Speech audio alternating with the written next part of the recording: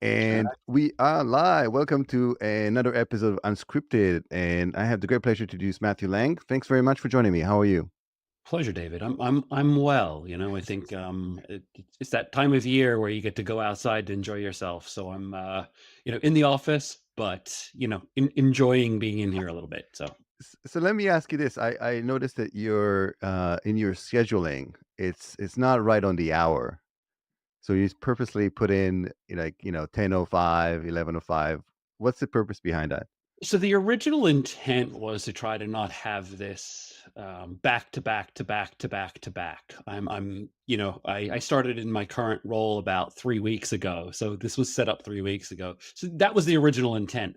I don't love it because I think people are understanding of that shift a little bit more, but that was the original intent. It's built into these tools, and I don't know if it works because it doesn't then allow me to have kind of get the people in that I need to figure out. But yeah, that's where it came from. Yeah, and I guess sometimes people are like, I guess wondering if it's, something to do with their calendar that's misaligning or what. But it makes total sense. I mean, also makes people, figure out that they need to actually pay attention to what time it starts. So I I think think so. it's twofold. I like those little signals that teach us to be better. I think this one of those, it's kind of like let's not run the meeting until 11 and jump on to the next one. You need that little pause. Obviously, I think we lost that through COVID, right? I think everyone's talked about this ad nauseum, but that was, that's where it comes from. It's just that little bit of like, let's not burn ourselves out. We live Yeah. in this history where I you couldn't can. agree more. I also think that, and we digress here, which is great. I think that it used to be that people really prepared for meetings. That because they actually go to physically sit down with somebody, and they had to, prepare and do the due diligence and review whatever there needs to be. And now, like how many times you have people, especially in meetings that are not just one on one, but with a group of people where people are just kind of you know, joining in, and they're not really sure why they're there, and, I, no I'm going to preparation. blame. I don't want to blame COVID. It probably just became more salient because of COVID, right? I think it allowed us to see that happen because we had this like data now from the Zoom, from the Teams platform. But yeah, you see these kind of complaints about people sitting on meetings, just kind of listening. Um, you know, yeah, I think that used to be kind of executive function, right? So you can listen in on a meeting, and it's very beneficial from that perspective to understand what the team's doing and help guide. But if that's everyone inside the org, yeah, you've got an issue. So So why don't yeah, we get started and maybe talk shop a little bit. absolutely. Um, how did you get started in cyber? Maybe walk me through memory lane, in terms of what kind of I was your first role, Yeah. what your activities How were did I get like when you started were in growing cyber? up and so on. I like to think of cyber in a couple different ways, right? Because I think it is its own discipline. I think there are practices within cybersecurity that warrant their own discipline. But I also see it folding into the IT landscape more and more and more, right? I started my own MSP when I was 24 years old, I think. Somewhere around that kind of realm, started my own team. We'll call it an MSP. We can call it an IT services company, whatever you want. Um, and I think even at that early stage, it wasn't always about making things work. It was making sure things worked securely. And I think that was always how I saw it from the very beginning. As I learned every little bit, it was always about like, wait, this could be leveraged. Wait, this could have a problem. And so I think around 2015, I started studying for my CISSP, and that really cemented it, right? Like there was this body of kind of knowledge and understanding that was outside the breadth of IT and went into security and governance and aligning yourself with other parts of the org that really sung to me. And I think it took probably 3 years until I was able to kind of understand what that practice meant through some wonderful mentors. And but I'd say I've always been in cybersecurity, but really focused on it probably for the last 6 years. Does that make sense? And so you were entrepreneur, quite early on, right? So what made you, create your own business? I mean, there's a lot of people that dream about it, but they don't actually go out and go ahead and do it. What made me? Mhm. I don't You know. just I've always been someone who said, like, let's take this risk while it's measured. And that measure was, I don't have children, and I don't have I don't have responsibilities that would require me to have, I can have a lack of income for a little while and build something. And that's kind of where that lived, really, I'd say. It was just me kind of going out on my own saying, "I can do this," for good or bad. I don't know whether it was a good choice, but I do look back at that time, and I had a partner. I think that helped a lot, right? I had a business partner who wanted to do the same thing, um, but it absolutely helped because he was almost the driver behind a lot of that independence, that desire for independence. But it was also just that I was able to take a risk at that point in my life, and I pretty much knew it. I look back on that often and say, "Hey, that was a it gave me a point of view that I think you can't get any other way," right? Mhm. You can dream of starting a business, to your point, but it's almost, if you dream about it too long, you're not gonna do it. I'm a big proponent of do, stop Yeah. talking or dreaming or It sounds like you were basically measuring the consequences of what's gonna happen if you crash and burn. Yeah, what's the worst? What's the Yeah. worst that can happen? It helps that I had a customer base, right? So I'd been in I'd kind of come out of the residential services field, right? That was my original inception, but we'd grown from that. I mean, this is early 2000s. We'd grown a big kind of 30 odd businesses that were coming to us very regularly. So we kind of split that off to split it off. And that was a large part of the split. And that was really what I drove at. And Yeah. so But early on, it wasn't as popular as today. Today, you tell, most companies would, you know, decide to outsource a lot of the cybersecurity function due to, the lack of talent, the costs associated with running the functions and so on and so on. But back in the day, it wasn't as popular. It was just starting to, to come about. But today, it's almost like trivial. But back in the day, you had to convince customers that this is something in the best interest, and also you had to pave your own path. I think a lot of times, right? Because it wasn't. Today, there's frameworks and there's just a lot of things that are kind of at your disposal. But back in the day, it wasn't the case, right? Right? I don't think so. And you look, I can only speak from my small little corner of the Yeah, world, right? sample size of one, Matt. Yeah, exactly. So, I put a lot of cybersecurity in the container of um, IT cleanliness, right? It's diligence, or even if you look at like Colonial Pipeline, what was this, right? This huge event because someone didn't rotate a password for a VPN, or like like you can call that cybersecurity if you want, but it's hard to separate the two, right? I kind of see cybersecurity owning this kind of internal audit thing, and it's why small businesses are suffering because they don't have this kind of concept of checking back on the work because it takes time and it takes effort and it takes knowledge and skill, to your point. So yeah, I don't think 3, 4 years ago, cybersecurity existed down in the SMB, really. Like, these were, it was outside of tools that were deployed by an IT person.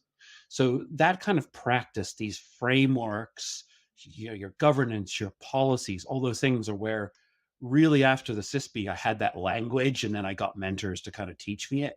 But yeah, this is the struggle. I think this is why we're talking. I see this struggle in our society, just kind of like embracing this, and it's going to take time. It's going to take time. So we're out here trying to spread the word, trying to educate, as much as we can around this need, the importance of it. Our federal government's pushing it, our states governments are pushing it, and I think it's eventually going to sink in. But it's going to take time. It's going to take time. So let's kind of double click on what you just mentioned about the SMB's requirements for cyber hygiene and cybersecurity. Um, there's Hygiene. a That was the word I was looking for. Yeah, and no, and it's true. It seems like we all know that's the backbone of the economy, the U.S. economy, right? The those companies that are less than 200, 100 employees, and they're doing X amount of revenue, and it typically cyber is maybe even a partial odd function of somebody else who does XYZ for the business. But yet they're very much targeted, and the consequences of a cyber attack on any of these businesses is dire. The statistics are talking about not surviving the first 6 to 9 months. What do you think has changed in terms of getting more of cybersecurity into spotlight for the SMBs? Is it the government regulating, or is it the news, or is it people or individuals getting exposed? Because we see cyber in the news all the time, so maybe those executives are running these businesses are starting to pay attention. Maybe all of the above. What's your take on it? Yeah, you say the word spotlight, and I kind of start to, because I don't think it's a light source. I think it, to your point, yeah, as you kind of went through the question, I think it's going to come from multiple sources. I think insurance, probably insurance. If I had to pick one, it's been insurance, and I think that's been our governing structure that I've seen in the last 3 years. I I don't think I can count how many insurance forms and how many different insurance companies and brokers I've corresponded with, because some of them are really good, some of them have no idea. Their uplift matters too. But yeah, if I had to pick one, it's insurance. I think news stories have helped, right? You talk about the timeless and the timely events that exist in our space, and I think Colonial Pipeline, I think Solar Winds, I think even kind of like our government taking down Russian, uh, you know, agencies that act, in you know attacking our country and other nations. Those things help, sure, but they can seem distant. I'll be fr I think it's just touched more people than we can even really comprehend, right? We often talk about these FBI statistics, and then we kind of, like, throw them out. We go, "It was who reports." I think this has just touched more people than they seem. I think for it must have been, like, 6 years where I'm like, me, family, my wife's got a huge family. Guys, make sure you lock down your Facebook, your Instagram. Oh, why? There's nothing on there that matters, right? Like, it doesn't matter. I Something have happens. nothing to hide, Matt, I have right? Is nothing that to hide, right? Like that response. Tick, tick, tick. Hey, Matt, what do I do? It doesn't really matter. Oh, but it matters because I've got a kid. That's where I do all my communication. That's how I correspond with everyone I so? met at school. Was It's like, there a was there a tipping point that people already signed? Because you're right. It's you're 100% correct. There was back in the day, there was this response like, "Hey, I don't really care. Let them hack my account." But now, do you think there was a tipping point somewhere I where keep people are like, blaming everything on COVID, but I think it just forced us into such a digital existence. Suddenly, everyone needed to use Zoom, right? Like, everyone over the age of everyone that was alive knows what Zoom is at this point because of COVID. They didn't prior. They just didn't. It was this tool that people used if they had a widespread workforce that worked, but it just became what I needed to use to talk to my neighbor. So you can underestimate that, what that did to force uh that literacy and that requirement. And then I think we just kind of pivoted from there, because now it became more important. It became more of an attack surface for threat actors to go after, right? Because now it's kind of like, all right, I'll just go hack 50 Facebook accounts, and maybe I'll make so 100,000 so dollars. Who knows? so I'm curious, Matt, what's your response now to these folks? Like, what do you recommend? Because I'm sure you're known as a cyber guy in your family, right? So what is it you tell them? How do they secure their digital footprint?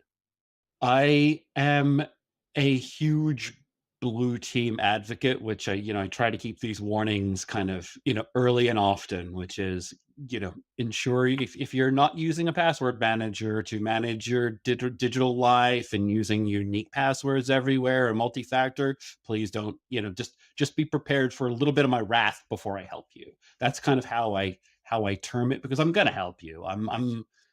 I wouldn't be doing this if I didn't care about helping people, because ultimately, I think we're protecting our country, protecting the people and the work inside of it.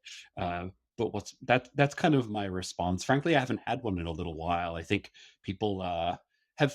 there's enough general information. There's articles out there I can send them pretty quickly about how to go do this recovery. But yeah, there's those little bits of things where it's like, okay, if you got an existing session we can tap into where maybe you don't need the MFA that they hacked you on. So there's little bits like that. Um, but yeah, then I turn it into a lesson. I'm a big fan of that incident into management thing, right? Like take incidents and learn from it because it's the only way we're going to get better. Yeah, and it's interesting again that they can do a lot with little, right? Meaning that they don't have to necessarily invest in time and resources and money to protect themselves. You can go through some basic common sense, and all of it is common sense, right? As you mentioned, password manager, potentially locking down any of your accounts using multi-factor authentication, things that are trivial, and not using the same password everywhere, which again is almost trivial, but it's not, I I guess. think it's become trivial for practitioners like us. And I'm not going to call out anyone. I'm not using names, right? Because that's dangerous. But people still, like, I don't think I've actually used a password that I have in my brain for 6 years. Now I protect, obviously, that asset incredibly carefully and I do all my diligence around it. But I just don't think that's commonplace for a lot of people. And so, this is why that push to these open ID and these IAM structures is just going to be the only way we solve this because it's so much. I don't think this is common for people. I think we all live that, we have these policies that govern it inside our companies or whatever it might be, but it doesn't mean people follow it. It's really that's the that's the missing link between a lot of this. I think maybe in 15 years this will be standard. I know my kid, right? Like I've trained them. This is how you're going to do this, but it might almost be useless to them by hopefully we have systems that don't make it, but we probably won't. We'll probably still have usernames and passwords dictating a lot of our interactions. So And one of the things, growing up in the 80s, I'm very thankful that we didn't have any kind of digital recording of stuff that I've done and my friends did. Now it seems like, random, my kid gets off the bus and somebody take a video of them for whatever, for no reason whatsoever. yeah. How do you prevent that from happening, and making sure that even growing up, because kids are just kids. What's your kind of advice for the younger generation in terms of how to minimize impact on the digital footprint? Yeah, I mean, first of all, I like to differentiate between security, privacy, and compliance. Right? I think there's tons of overlap, and security might be at the center of it, but privacy is a whole nother game. Um, you know, I'm I I'm going to be actually talking. I'm going to a career day. My wife is a 20-year teacher, and so I'm going to a middle school to do career day. So I'll have some more. This is very apropos. Um, what's my advice? Just know where your data goes. I think that's what I try to educate on the most, and so I'm gonna write that down so that it goes into my into my And you presentation. know what? You're right about the privacy and security, because a lot of times people post things online, and it's connecting the dots, right? So you saw like these TikTok videos where they start collecting, which school you go to, like who are your siblings, Remember those things that went around on Facebook that were yeah, like, yeah, and then "Answer all these questions for me, and I'll produce a name," and it's bananas what kind of information we share. Yeah, it's just yeah, including a photo of you taking a selfie in front of your house, and then the house number is in the back, and now they know exactly where you live, right? It's like all of the yeah. above. I don't know where that all goes, right? I think there's just going to be, as we're seeing with all the AI and large language models, right? Information is just it's going to go everywhere. I think there was a leak I was reading about this morning. I don't even recall. There's just so much data out there. I don't know where we go with all that, right? We have regulations trying to ensure people do data disclosure when these things happen, and kind of forcing reasonable behavior post breach. we I don't see it ending. But I'm not sure where it goes. I think it's just going to be normal for them, and I think that might be. I don't know. Really Maybe challenged. regulation, What's your like opinion? how they How do maybe you? yeah, maybe regulation, right? And so maybe they have to regulate like sugar, right? So like, sugary drinks are bad for you, and let's put some tax on that.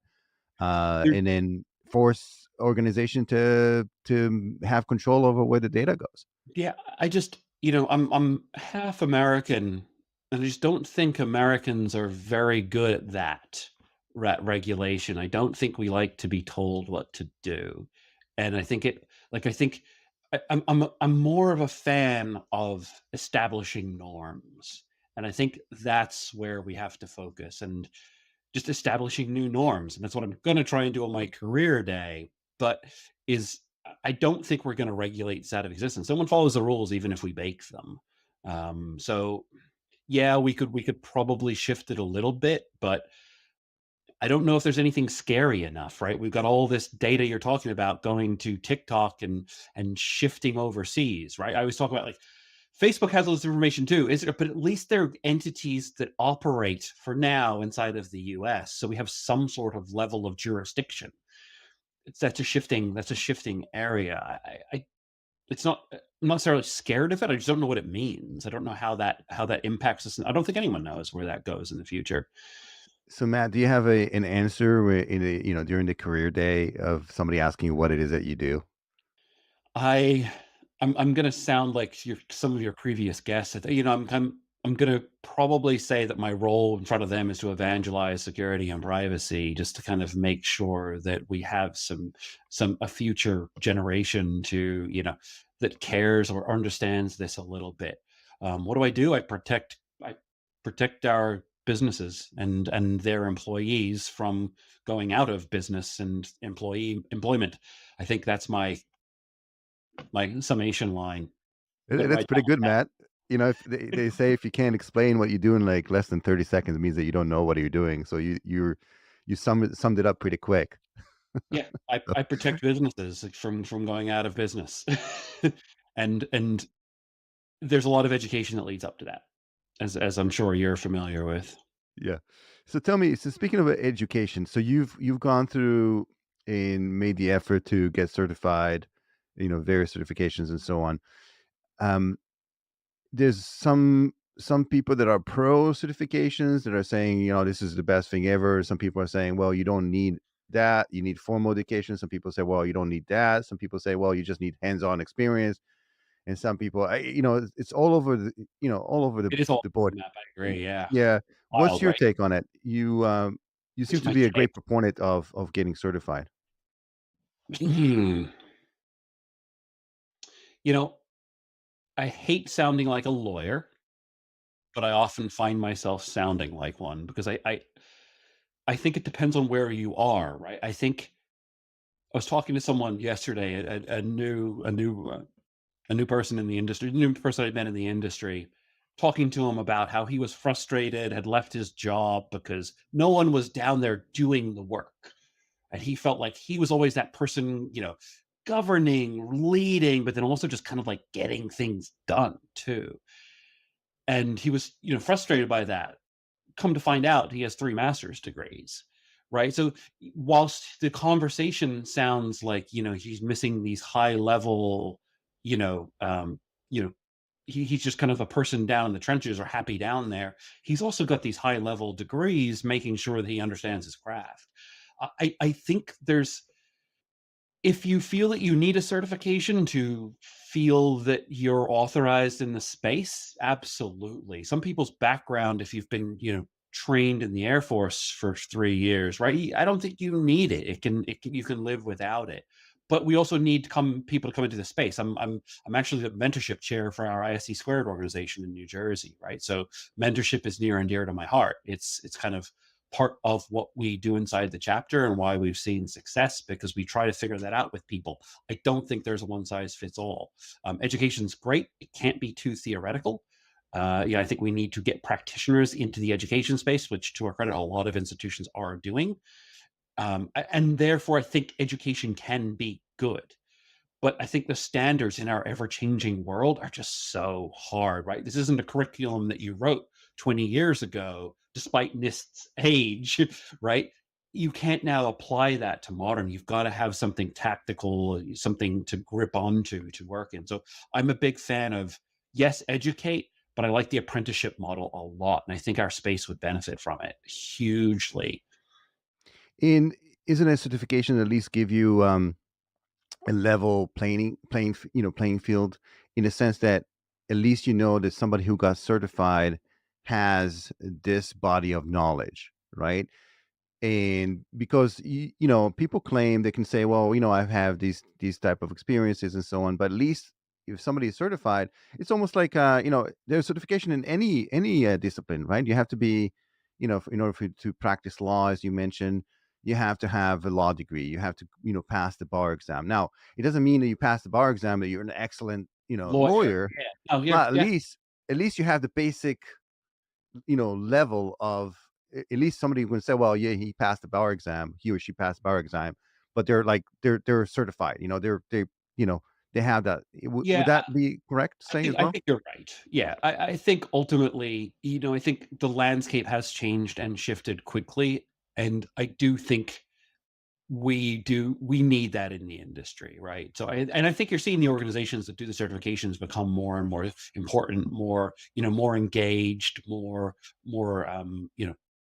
involved in how those certifications play out rather than doing. I think the thing that sullied a lot of people to certifications, probably small amount of my my hesitation is around organizations that kind of gave certifications because it had a cool name or something similar, but it wasn't really showing your aptitude, right? You needed experience beyond it.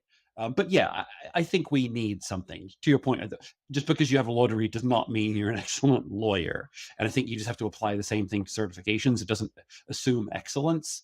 But yes, it gives us somewhere to start, and I think it's absolutely needed to professionalize what we do. I'm a big advocate for that and other certifications. I think companies need to get into that game, right? Into certifying their existence as a compliant organization. I think that's a large part of what I do, also, and other things I've volunteer for. And let's talk a bit about the role of mentorship and what does it mean specifically for our industry. Because you're a big proponent of that as well. You mentioned it Yeah, through yeah, yeah, our huge. That's conversation. that's that's where I spend good amount of my time, and where I've seen a lot of engagement. I what look my all I try to keep it simple. And I think, I try to engage people who've been in this industry for a long time. I am blessed to exist inside of a cybersecurity chapter that has 500 members and some amazing names in it. They're more than willing to pass your information down. And so I get this like body of people to then expose to new people coming into the industry, career shifters, IT people who need to understand the security discipline or are trying to just understand, for their career change or whatever. So I think it's huge in there. How it all plays out, I'll be honest, is, just kind of a work in progress, and kind of because I kind of believe in cross discipline too. I think you can learn a lot from an astrophysicist about how you think about things. There was an interesting thing I was listening to this morning around how to do business, but it applies universally, right? So mentorship, I think, is just trying to get people to share their information, but I like it as a two-way street. I don't think it's not a lecturing thing. It's got to be kind of like, what can you learn from each other? Because I think I had to learn how to use emojis, from like 20-year-olds that I worked with, because I think it empowered me to engage with that generation. And I think that's really important too, to kind of like make sure we're able to. And Matt, what about the meme culture? Are you into that too? I'm not into it. I don't live and breathe in it. Um, but yeah, I can see its value in marketing in terms of engagement, right? So yeah, it's not my specialty, because it's just too much to keep up with. But absolutely, I think engagement's important. If we don't engage, have a little bit of humor, a little bit of like outside the box, we will not succeed in our profession. So And absolutely. and Matt, let's talk a bit about the mentorship process. And a lot of people are listening to this and may not have a mentor, right? They would like to have one, but it's one of those things, just like, hey, let's start a business. It's like, hey, let's have a mentor. Or yeah, And they don't know where to start. They don't know what type of relationship that is. Um, and I think that they're kind of lost in terms of like the whole process. What does it mean even to have a mentor? What their relationship looks like, and what to expect. Again, just you mentioned, it's a two-way street. What to expect from the mentor, and then what are you supposed to give back? What's our relationship look like? Maybe you can kind of describe that, what it is for you, and then maybe give some advice for people that are, as you mentioned, from all walks of life and all, levels of development, professional development, cybersecurity. How do they go out and find one? Yeah, I mean, I've talked to a lot of people about this, and there are people who run very formal mentorship programs, right, where they spend a lot of time matching people up and then putting them in the same room and saying, like, you guys are going to be excellent together and you're going to learn and you're going to. We've taken a slightly more informal approach in our program, and part of that is just because it's grown quite large.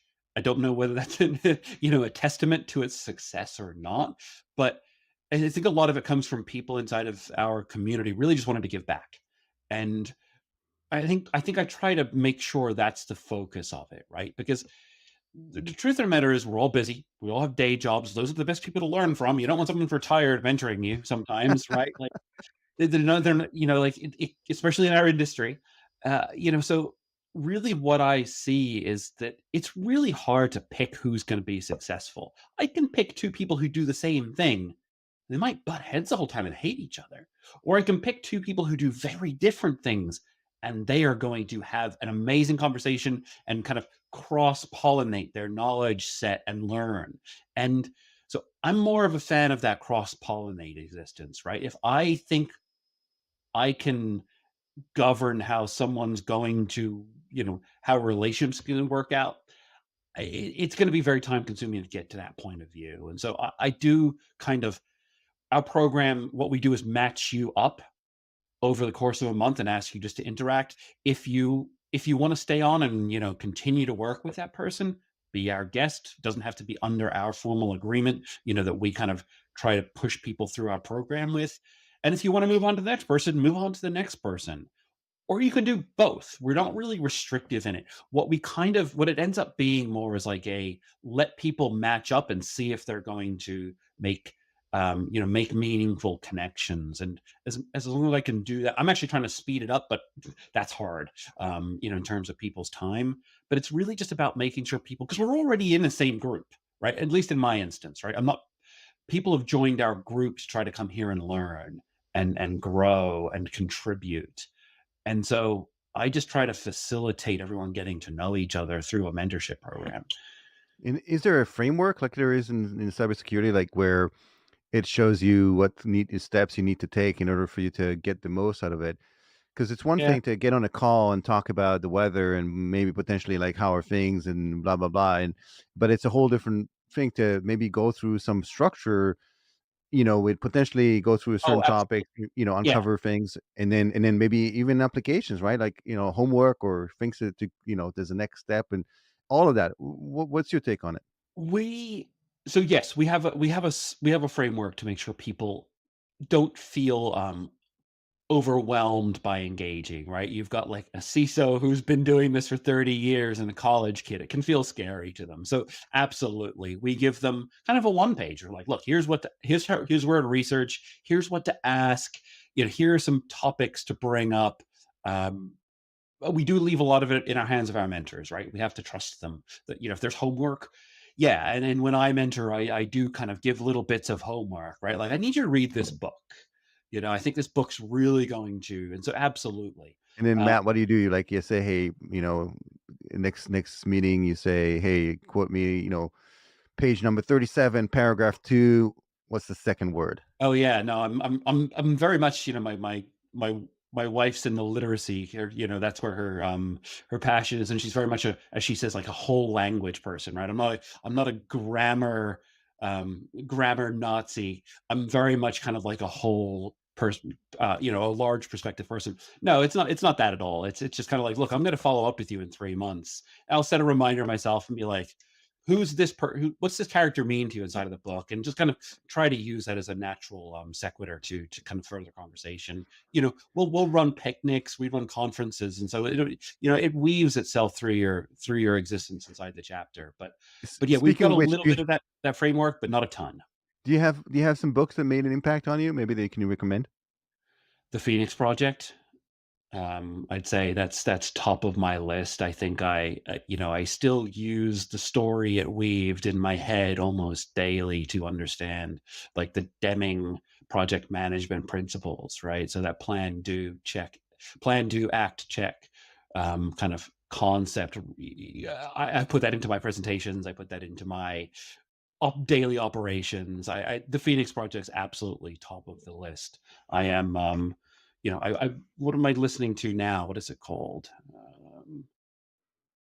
And I'd have to say um, I'm not as in Tracers in the Dark, which is kind of a follow up to the Sandworm. So I don't break out of my day to day very well with my books. I'd say like I like to use them to kind of learn them, but I think The Cuckoo's Egg is another one I'd highly recommend if you know it. Cliff Stoll.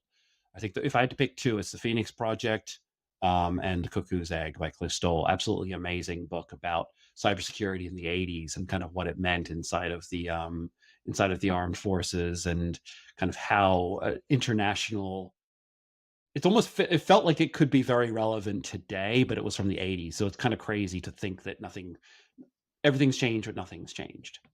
And you're committed to continuous learning, right? So now you're a busy security practitioner, but then you also make sure that you keep in track of current events. As you mentioned, you were reading this morning. What do you recommend again for people that are trying to stay on top of it? And as you mentioned, it's a very fast moving industry.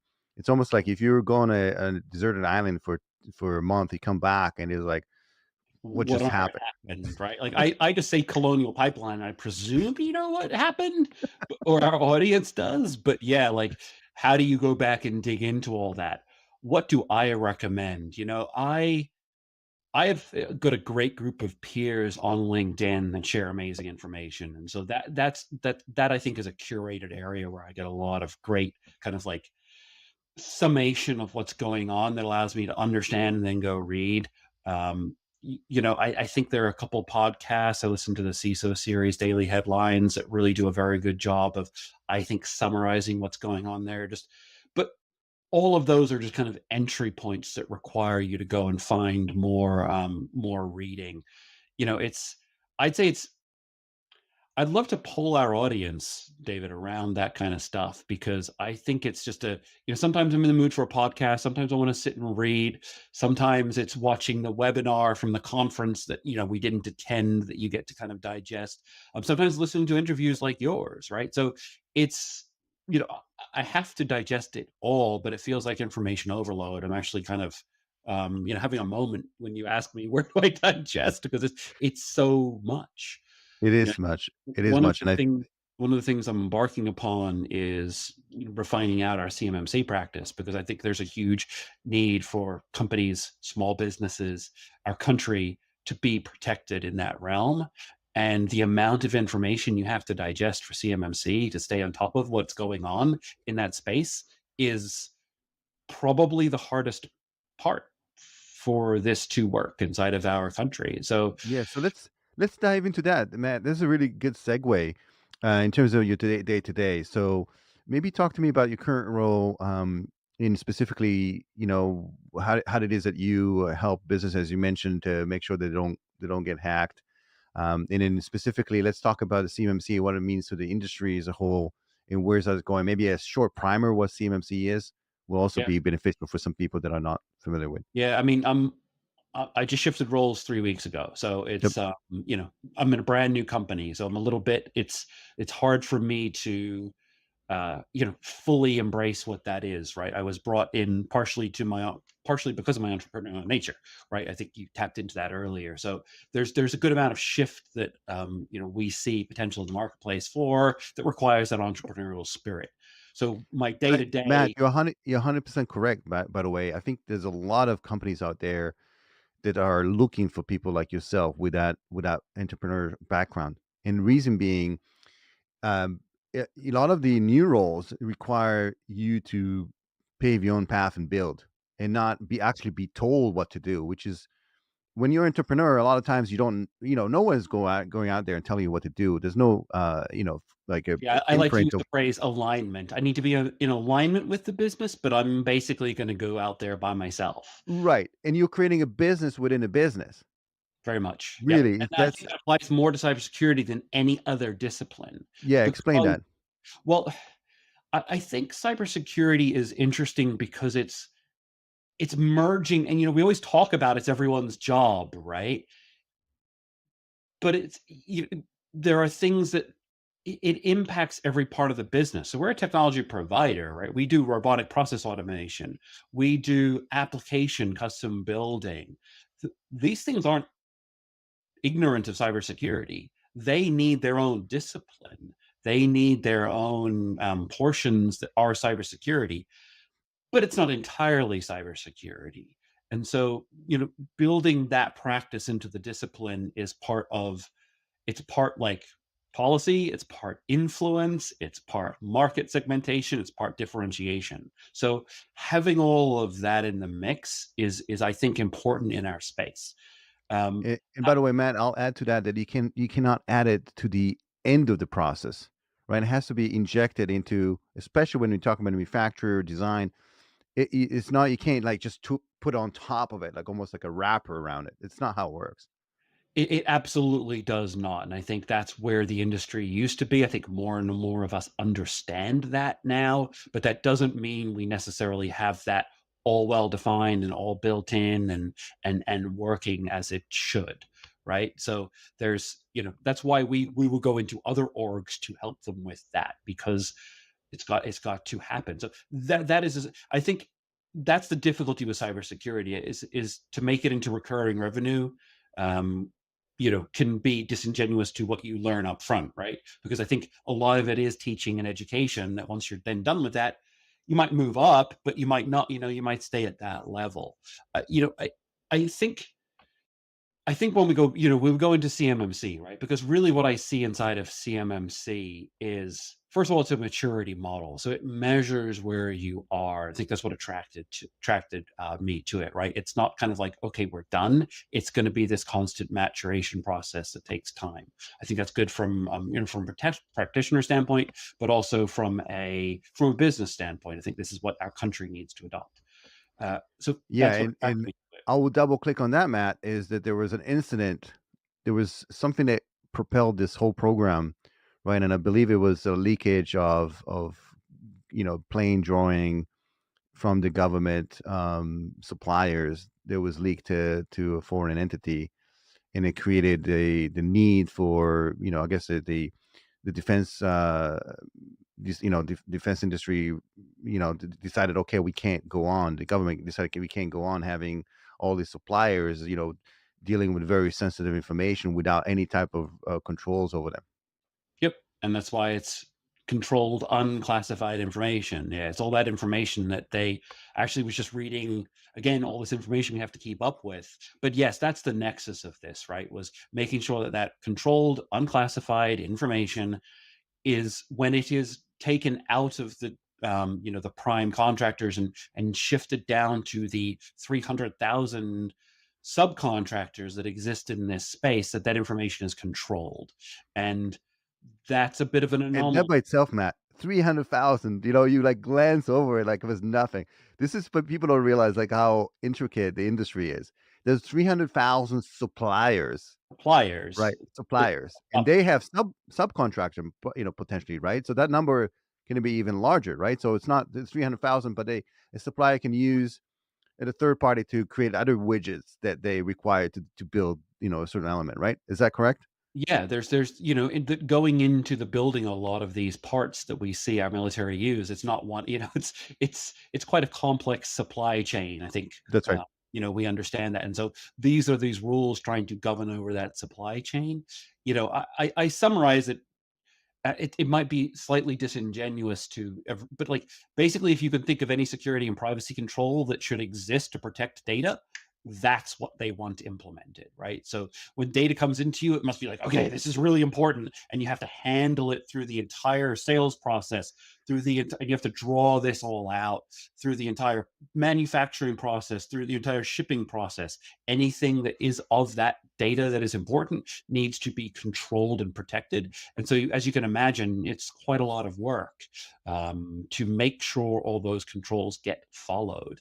And so that's kind of where it comes from. And yeah, that industry is interesting to me. First of all, because I think it's a good business opportunity. Second of all, I think it's a good place for doing this well, which is what I think you can see in other sectors where they kind of take shortcuts, and there's not an option in this framework. But also, I think it's going to become a standard. How the DoD is handling it and how it does exist is going to become a bit of a gold standard for what we see in the future, I think. So that's my interest around it. And it become a gold standard. And I would also mention that the fact is it's going to trickle from the DoD to the private sector as well.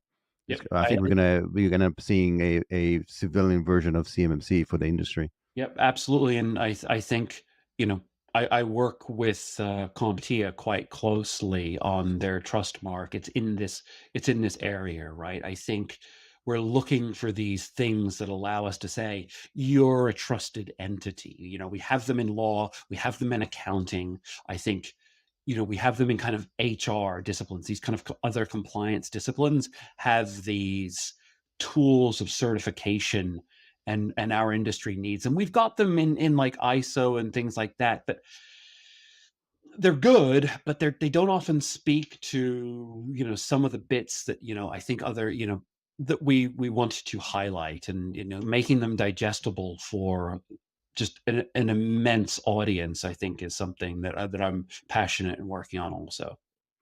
And talk to me a bit about the CMMC and the interpretation of it. It seems like it's built out of frameworks, and then there's a place for a practitioner like yourself to translate into first actionable items, because again, a lot of these suppliers, I mean, they look at it. First of all, they just the sheer amount of framework and Yeah, requirements I is hate the almost like word scary. framework at this point. It's just become like it's like a trigger word.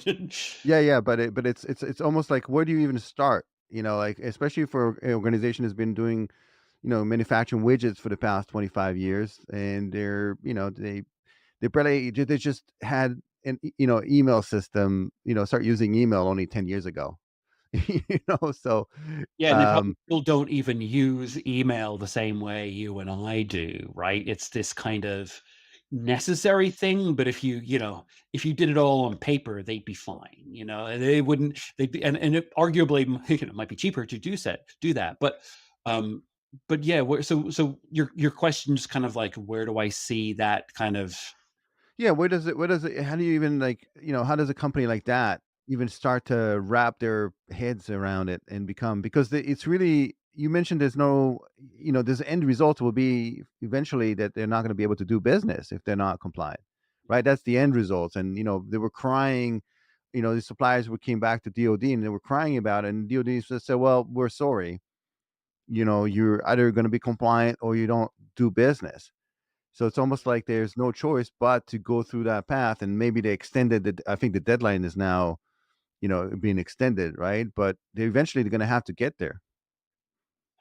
Yeah, I don't, how do it's quite difficult, right? So I've had to speak to entities about like how to assemble this. So usually I start with making sure they need to meet these requirements, right? That's just triple check that, because that's always check your contractual requirements.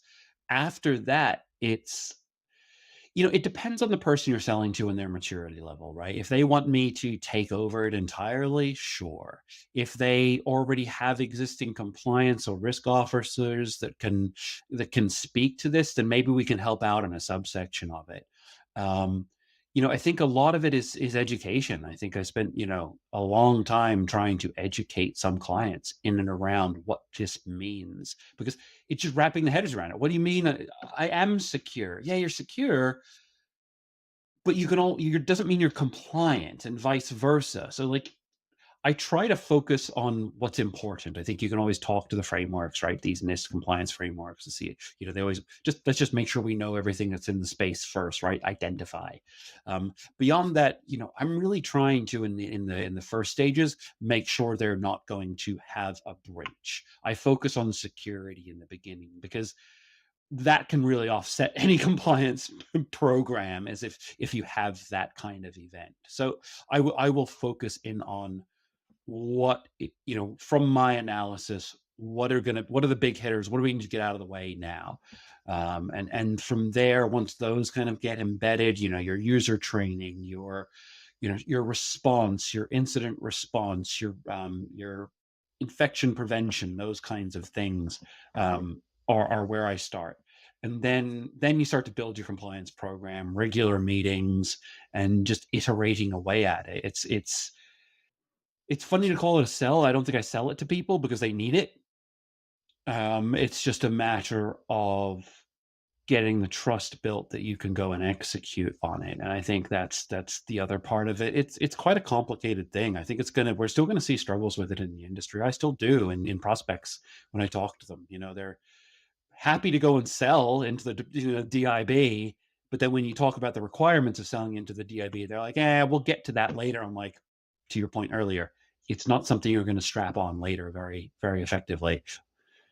And do you find that that's going to be almost like compliance? The problem with compliance, a lot of times, organization did things just to have that check mark, Yeah. just so they can move on. Would that be, possible with CMMC to get authorized to do business, or they're not going to be able to just say, "Oh yeah, we're good. We're like, let's move No, on." And they're part of the requirement unless you're there. So there are three levels. So there's a level 1, level 2, level 3. And I'm in I want to be clear, like my company is RPO'd, so we are, a registered provider organization. I am not CCP certified just yet, but I've got 3 years of doing these analyses. So it's not I'm not certified in Matt, I to your no, question. but I love your transparency and your honesty. Like that's something that comes across as this is the type of practitioner that tells it like it is.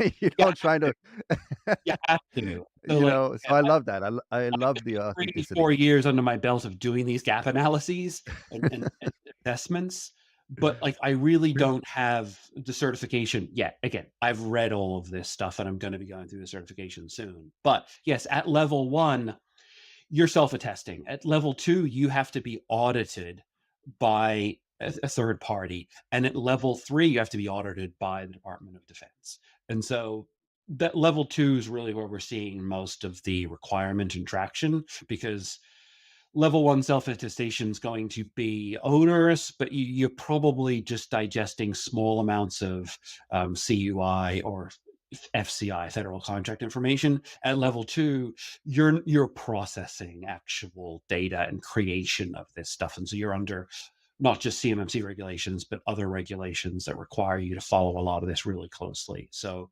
yeah, that's it's not going to be a cheap endeavor. That's part of the challenge, and part of why I think it's been difficult, because a lot of people see the federal government push, push, push, push, push.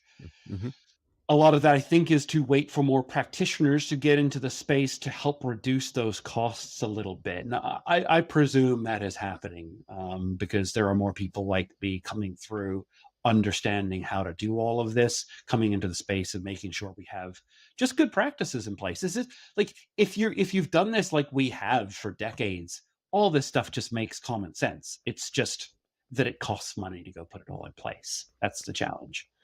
Yeah, and it's amazing because you mentioned, this is the intersection of so many different things, right? These security, compliance, information flow. That's what Privacy. makes it so privacy. It's Yeah, it's I've it's I've heard makes people it so say that unique. CMFD is more of a privacy framework than a security, and it kinda makes sense, right? So I think that's yeah, And it makes it exciting, right? So you're now again reinventing yourself, meaning that you've done so much in the cybersecurity space, but now you're venturing into uncharted territory where you have to go out and study and learn and then become an expert in yet another Discipline. Venture into the unknown. That's all. That's all I know is to venture into the unknown. If you're scared of the unknown, come into my mentoring program because this is where we help. Right? Like I think that's part of mentoring is just be comfortable wading into unknown territory, or else you'll feel stagnant, especially in this industry. Yeah, absolutely, man. So it's been a really great conversation. I love that. So this is a segue to ask you, like, what's the easiest way for people to get hold of you, whether it's to know more about the mentorship program, the organization you're heading, as well as your day-to-day role, and potentially, I'm assuming there's probably going to be some people that are out there that are looking to venture into becoming a CMMC certified, and just having that knowledge base as well. So maybe all of the above. What's the easiest way for people to reach out to you? LinkedIn's the easiest way. There are quite a few Matthew Langs, but my picture looks just like this, so you can tell who it is. There's three of us inside of the space who've gotten confused a couple of times, but LinkedIn or I can I share my email, my work Yeah, email? of course. Oh, Yeah, yeah, of course. Why not? it's mlang, so it's MLANG at svam.com, SVAM.com. V is in Victor. So that's my company email, and but LinkedIn, it's I'm there, I live there, so just like I say, ping me. I'm not a communication kind of. Don't send me a big formal list. Just say, hey, do you have 5 minutes? And I go on and engage, and there are plenty of people who will speak to that. Fantastic. And this is the time to thank you very much for spending the time with me today. Much appreciated. Thanks for all those who watched. And thank you for the contribution to the space and providing mentorship to others and Yeah, this paying is it forward, fantastic. right? Absolutely, And then pay it being on the forward. show. Yeah, Yeah, I pay had it a forward. mentor come to me. I had a mentor come to me quickly a couple weeks ago. Brought him into the chapter. Brought him in. He loved it. He's having a great time. He's like, "What can I do to repay you?" I was, "Pay it forward." I think that's the easiest way to kind of make our space better. That's right. And I love the cybersecurity space because as an industry as a whole, there's a lot of great people that are. So, man, I've never had incident where you reach out to someone asking for, for any questions or, some knowledge or tidbits of information, and you don't get a response back. Most people are very welcoming. Thank you very much again for joining, and looking forward to speaking with you again very soon. And until then, for all who joined, stay safe online as well as offline, and I'll see you the next episode. thank you very much, David. Thank you. See you soon.